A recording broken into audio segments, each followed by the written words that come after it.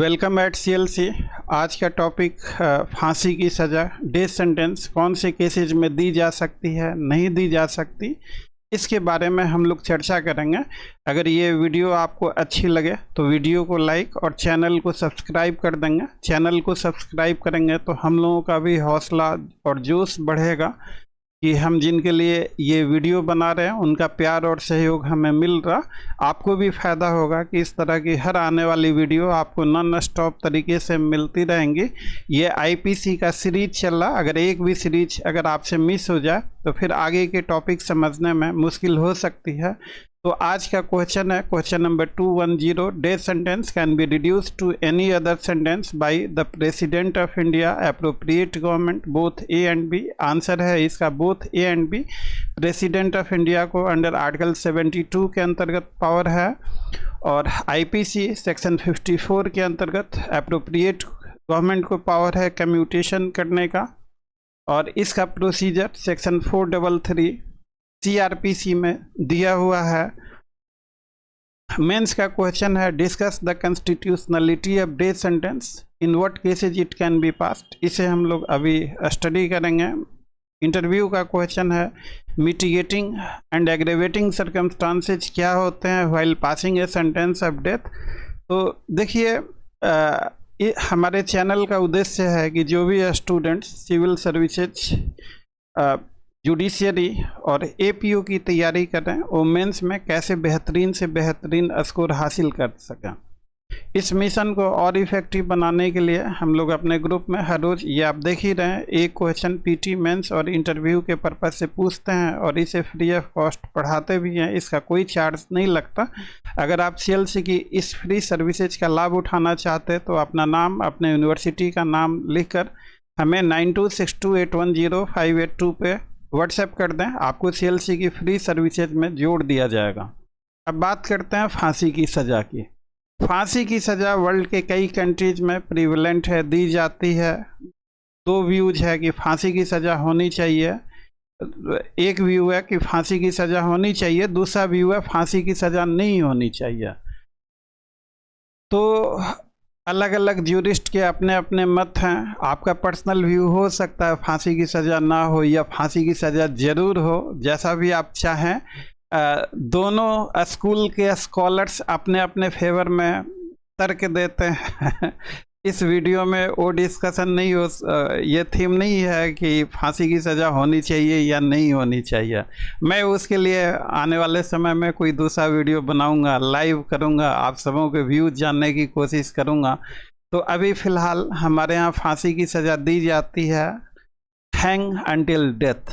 गले में रस्सा बांध के लटका दिया जाता है जब तक उसकी मौत ना हो जाए, इसे कहते हैं हैंग अंटिल डेथ। फिल्मों में देखते होंगे जैसा डेथ वारंट साइन करते वक्त अपने कलम को तोड़ देते हैं।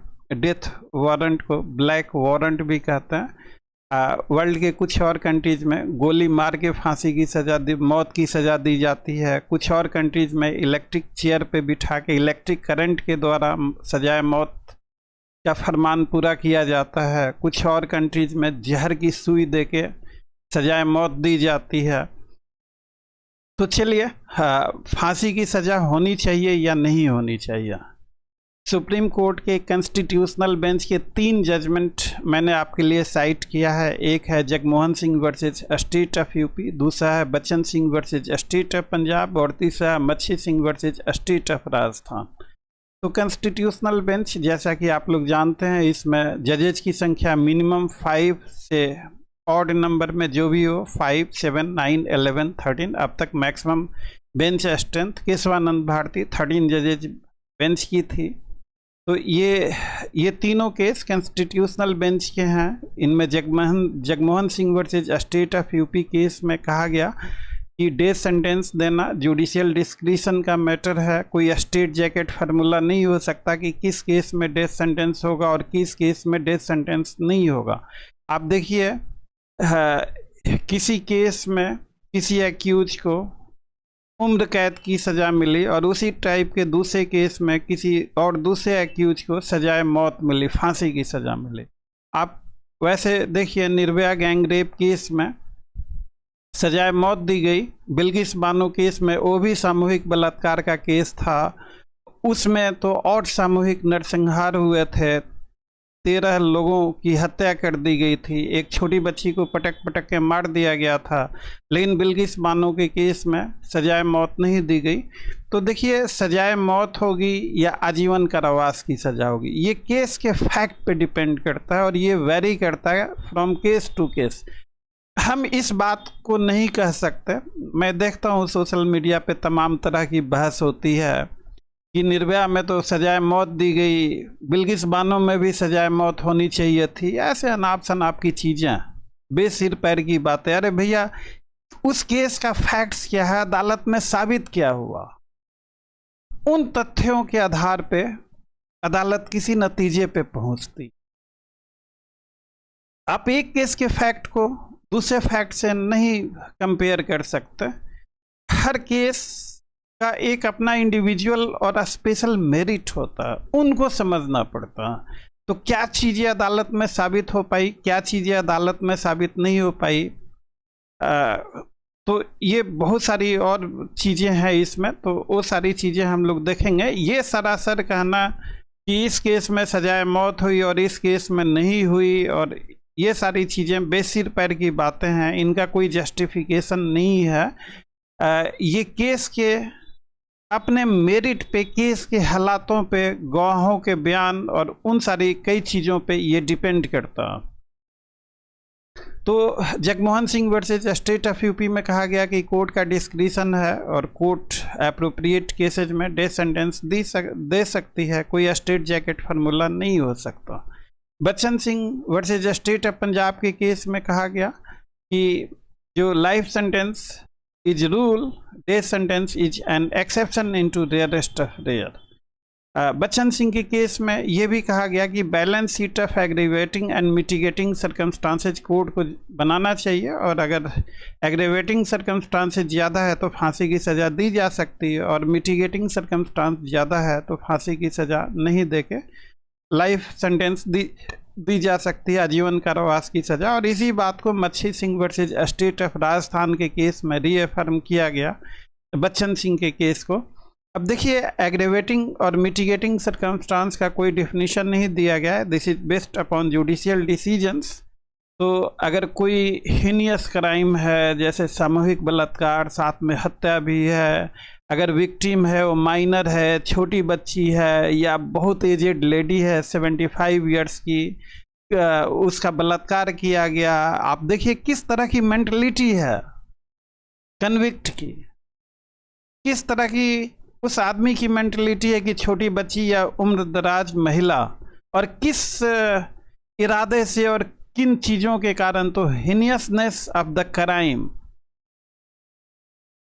एक एग्रेवेटिंग सर्कमस्टांस हो सकता है। जो एक्यूज है वो क्या प्रोफेशनल क्रिमिनल है या नहीं है, किस तरीके से उसका प्रीवियस क्रिमिनल रिकॉर्ड क्या है, अगर उसे ज़्यादा से ज़्यादा सज़ा नहीं होती है तो समाज में कहीं गलत मैसेज तो नहीं जाएगा। तो ये सारी चीज़ें कि पास्ट क्रिमिनल रिकॉर्ड वो देखी जा सकती है। ब्रूटलिटी, आप निर्भया गैंग रेप केस में देखिए, ना ही मतलब not only she was gang raped, rape करने के बाद उसके प्राइवेट पार्ट में लोहे का रॉड, जिससे बस का चक्का पंचर हो जाता है, बड़ा सा लोहे का रॉड देखे होंगे, उसके प्राइवेट पार्ट में लोहे का रॉड घुसेड़ दिया गया। आप सोचिए कितना क्रूर रहा होगा, वो दर्द से चिल्ला, मतलब सामूहिक बलात्कार करके भी उनका कलेजा ठंडा नहीं हुआ। उन्होंने सामूहिक बलात्कार के बाद उसके प्राइवेट पार्ट में लोहे का रॉड लगाया, उसकी आंतें बाहर खींच के बाहर फेंक दी।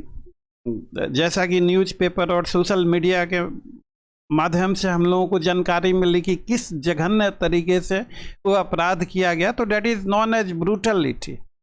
तो अगर ब्रूटलिटी ज़्यादा से ज़्यादा है तो ये मिटिगेटिंग सर्कमस्टांस ज़्यादा से ज़्यादा बनेगा, केस ज़्यादा से ज़्यादा डेथ सेंटेंस की तरफ जाएगा।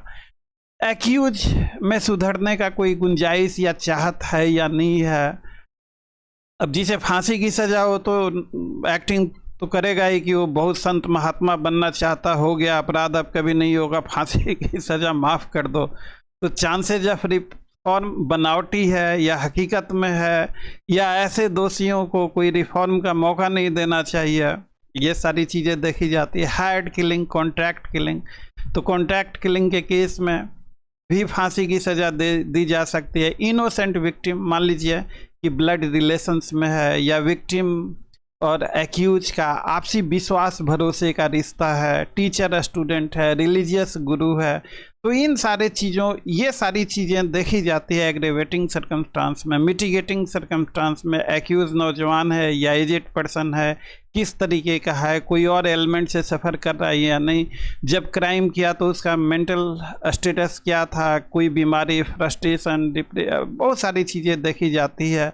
उसका past criminal history, mitigating circumstance को वे आउट करने के लिए ब्रूटलिटी है या नहीं है, चांसेज ऑफ रिफॉर्म, क्या वो प्रोफेशनल क्रिमिनल, क्या ये मर्डर प्लान तरीके से या कुछ इशू था जिसके कारण हुआ, या ऐसे, तो ऐसे बहुत सारी चीज़ें कोर्ट कंसीडर करती है।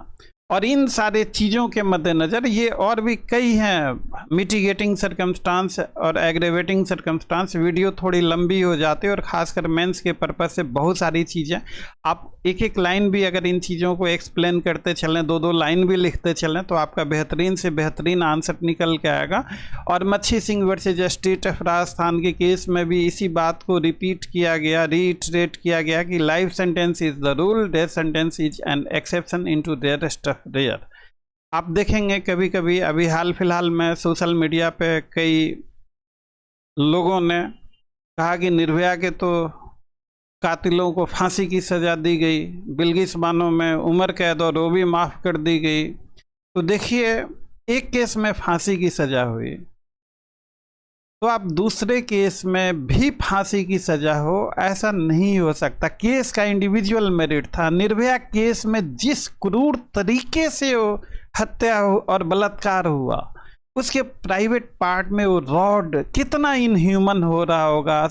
गैंग रेप के बाद एक्यूज का ये कंडक्ट कि प्राइवेट पार्ट में रॉड घुसेड़ दिया गया, उसकी आंतें खींच ली गई, सारे कपड़े उतार के उसे रोड पे फेंक दिया गया, मतलब किस क्रिमिनल माइंड के जरिए वो केस किया गया।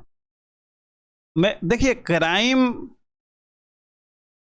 जो है, खासकर मर्डर, गैंग रेप, ये सारे क्राइम ब्रूटल है, लेकिन फिर भी हम एक यूनिफॉर्म फार्मूला नहीं लगा सकते कि इस केस में अगर फांसी की सज़ा हुई तो इस केस में भी फांसी की ही सज़ा होगी। ऐसा कहना उचित नहीं होगा। केस का अपना मेरिट होता है, उस मेरिट के मद्देनज़र अदालत किसी नतीजे पे पहुंचती है। और अंत में practice makes a man perfect. आप कितना भी बेहतरीन क्यों ना समझ लें, प्रैक्टिस का एक अलग ही अंदाज है। और इसी प्रैक्टिस के मद्देनज़र CLC एक नॉन कमर्शियल चार्जेज पे बेस्ड कोचिंग इंस्टीट्यूट है, और प्रैक्टिस के मद्देनज़र 150 क्वेश्चंस MCQs डेली दिए जाते हैं। 3 क्वेश्चंस मेंस के डेली कराए जाते हैं। क्लास की रिकॉर्डिंग, स्टडी मटेरियल और स्कॉलरशिप फैसिलिटी भी अवेलेबल है। विशेष जानकारी के लिए स्क्रीन पे लिखे हुए नंबरों पे फ़ोन कर आप ये जानकारी हासिल कर सकते हैं। तो thanks for watching, see you again, good night.